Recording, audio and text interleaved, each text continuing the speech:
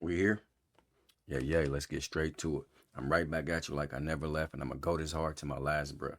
That's Lil Kenny Russell, Kanoom, Consul, Moon. You already know what you're gonna get when you step in this room. You're now dealing with Kanoom. Yeah, yeah, I'm here. And while I'm here, I'm gonna make the information direct and clear because a lot of y'all can't hear. Yeah, yeah. Welcome back to Make My Ancestors Great Again. This is another episode of According to the Bible. Today, this is According to the Bible, part 4, and we're dealing with Judas. Okay, Judas of Iscariot, because none of them have first or last names because they're biblical characters. A biblical character is not a human being, so he does not need a first and last name, nor do he need a birthday and a death date. Though when you type these names in, a lot of times they attempt to put the year he was born and have a question mark or just try to give you some guess when he died. Okay, so we're going to deal with that. Let's listen to the ancestors and we'll get straight to it. There's one thing you have to get through your mind and keep it.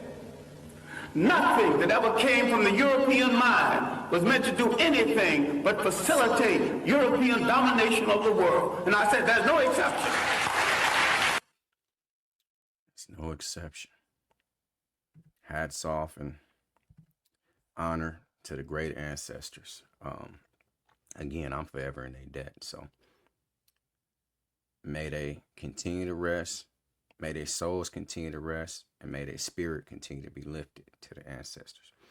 I don't know if I mentioned this, but this whole series was spearheaded, if you will, by my curiosity. I was peeking around all the time. I've been Bible studying and or looking for definitive ways to say that the Bible was real for about 10 years now, roughly about 10 years, coming up on 10 years, should I say.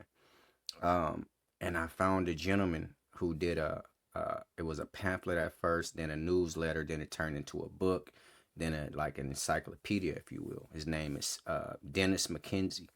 Okay, so a lot of this work with the According to the Bible, a lot of the work is inspired by Dennis McKenzie. Okay, because I'm using a lot of his work to do some of the videos, but I put my own spin on it, as you know, like I do all the ancestors work. So I wanted to put that in there. I don't know if I mentioned that before, but a lot of this work is inspired by Dennis McKenzie. May he rest as well. Okay. Today we're going to find out, what did Judas do with the 30 pieces of silver? See, because Judas is one of the 12 disciples. They even say at the Last Supper, Jesus already knew who was going to betray him. You hear me? And it was Judas of Iscariot. Okay, you don't have no last name again. You'll see a lot of Judases, a lot of Peters, a lot of Simons, a lot of John the Baptist, all this type of stuff. They don't have no names. These are not actual people. I don't know if I said that before, but it's very important to know I'm dealing with allegory, belief, mythology, fiction, and flat out lies. But I like to, uncover it because a lot of people are still sick and believe that this is reality, which is not. So Judas Iscariot was one of the 12 disciples. He betrayed Jesus for 30 pieces of silver. And we're going to see what happened to the silver, okay? Now, we have two stories or possibilities of what happened to that silver, okay? And I'm going to share them with you today.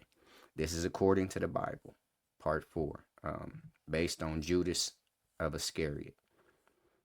Now, what I'll bring you to today is right here. You can screenshot this. This is Acts 1:18. Okay, this is the first example, or this is the first scenario that they said what happened to the money. Okay, this is the first story.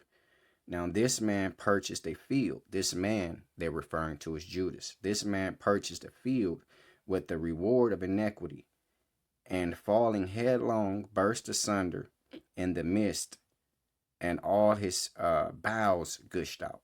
Okay, they saying he bought a field with the money and he died on that field. Okay, to sum it up, as you can, let's go to 19 to say, and it was known unto all the dwellers of Jerusalem in so much as the field is called in the proper tongue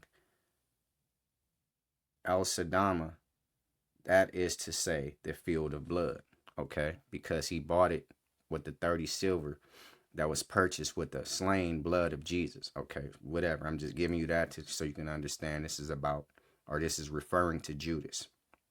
Now on here, it's very clear. He bought a field with 30 pieces of silver, okay? No problem. He betrayed one of his rabbi, his teacher, which was God, his master, and all this, so carrying on. And they all knew this was God according to the Bible.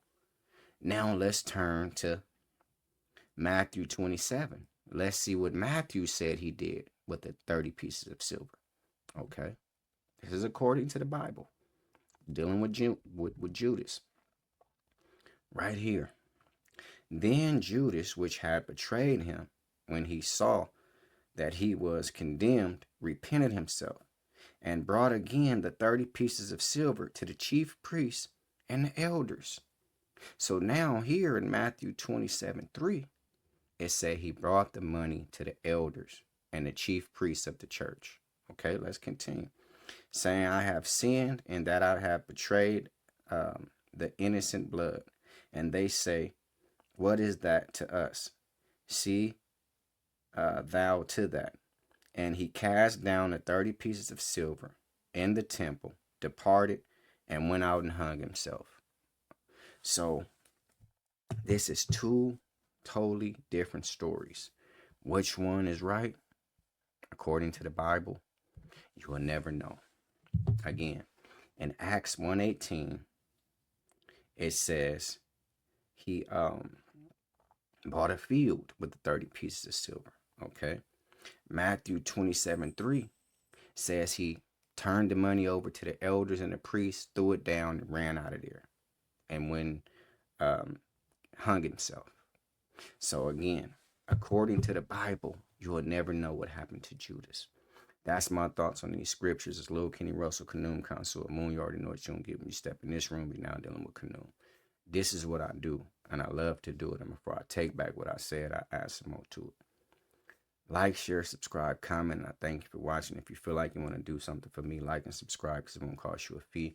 Education and preparation is the first step to retaliate. So before you pick up a weapon or a silly religion, pick up some knowledge.